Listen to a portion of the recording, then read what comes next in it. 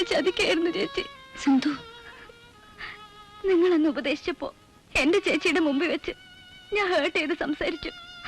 എന്നോട് ക്ഷമിക്കണം ചേച്ചി. സാരല്ല കുട്ടി, അതൊക്കെ ഞാൻ അന്നേ മറന്നു. തെറ്റ് എല്ലാവർക്കും പറ്റും. കഴിഞ്ഞതെല്ലാം നീ അങ്ങ് മറന്നേക്ക്. ഇല്ല ചേച്ചി, മറിക്കാനാവാത്ത വിധം മഹേഷിന്റെ കുഞ്ഞ് എന്റെ വയറ്റിൽ വളരുകയാണ്. സിന്ധു, അയാൾ എന്നെ നശിപ്പിച്ചു.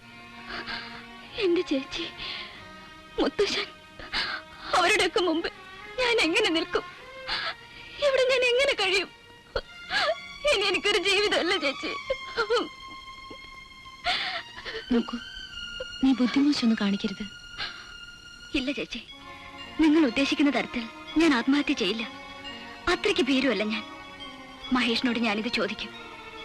മറ്റൊരു പെൺകുട്ടിയെയും നശിപ്പിക്കാനാവാത്ത വിധം അയാളെ ഞാനൊരു പാഠം പഠിപ്പിക്കും.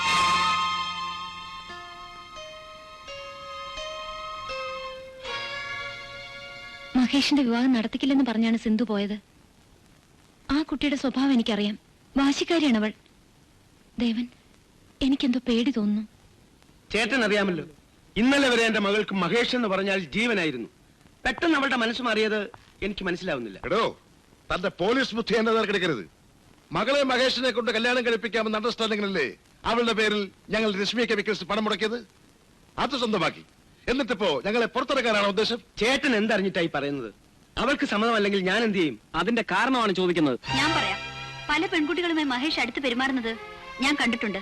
പക്ഷേ ഇന്നലെ തെളിവോട് സിന്ധു എന്ന് പറഞ്ഞപ്പോഴാണ് ഇയാളെ ഞാൻ തികച്ചും മനസ്സിലാക്കുന്നത്.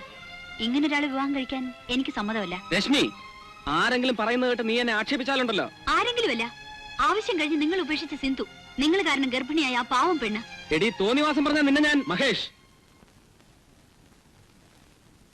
മോളകത്ത് പോ. ചേട്ടൻ തെറ്റിദ്ധരിക്കരുത്. ചെറുപ്പത്തിൽ ചില്ലറ ദൂഷ്യങ്ങളൊക്കെ ഏതാണെന്നും കാണും. എനിക്കതൊരു പ്രശ്നമല്ല.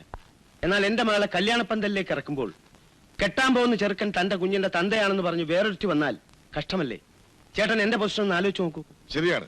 എല്ലാത്തിനും ഇവന്റെ സ്വഭാവ ദൂഷ്യം പറഞ്ഞാൽ മതി. തോന്നിവാസി. ആ കാര്യത്തിൽ നിങ്ങൾ ആരും മോശമായിരുന്നില്ലല്ലോ. എടാ, എനിക്ക് സ്വഭാവ ദൂഷ്യം ഉണ്ടായിരുന്നെങ്കിൽ അത് മറയ്ക്കാനും ഒതുക്കാനും എനിക്കറിയാമായിരുന്നു. അത് എനിക്കും അറിയാമെന്ന് ഞാൻ കാണിച്ചു തരാം.